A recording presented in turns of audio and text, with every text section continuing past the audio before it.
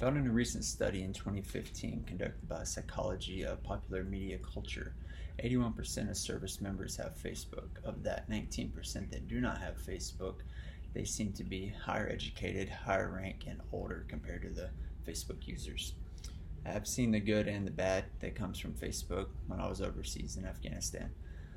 It is mostly good from what we use it as, how there were several instances of bad use of it. And you don't really know it's bad until you look back at it later and you're like, oh, that can be perceived as being a bad post. Today I would like to discuss the effects of social media on the Army. First, I will discuss the good that come from it, and then I will discuss some of the potential negative effects of it. Facebook and other social media outlets like Instagram are a great thing for service members to use when used correctly. You can talk to your loved ones back home, share pictures with them, and then talk to your friends through the instant messaging apps and everything like that. It shows what good you're doing for this country, and you will increase the support from back home.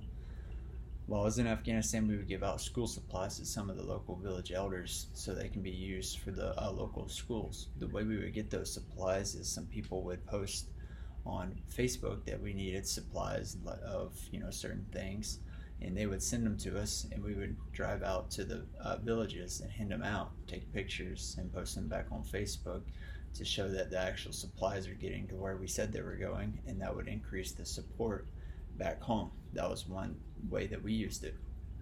While in Afghanistan, you take many pictures. You got to be careful of what are in the pictures. You can't post pictures of guard towers or any defense mechanisms, or make sure your geotags aren't on, or location services that post exactly where you are, because the enemy can't be watching and seeing where you are to set up so they can track where you're going and maybe set up an attack on you. There are many more things you can't post on Instagram or Facebook, and that's like dates and times of movements of where you're going and everything like that. You can post once you get there, I'm over here and I'm safe, but you don't want to post dates and times of large movements. You also have to look at who sends you friend requests. You will get a ton of friend requests when you're over there from a bunch of random people, and you have to send it up to the S2, which is the intelligence, so they can track it and see what's going on with that. There are some bad things social media can do for the military, which I was talking about. Some of those, if you're not careful who you accept on friend requests, but you can also be punished for UCMJ for other social media posts. If you post bad about your leadership or the President of the United States, you say something bad about them, whether you like them or not, that is still your commander-in-chief, and you can be found guilty under UCMJ and face some kind of disciplinary action. One study found by the Psychology magazine that 23% of Facebook users reported regrets about their Facebook posts.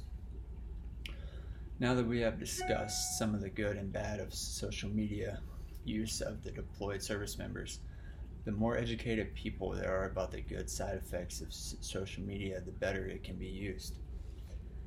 As stated in my introduction, found in a recent study in 2015, 81% of service members have Facebook. However, 19% do not have Facebook, were higher educated, older, and higher rank.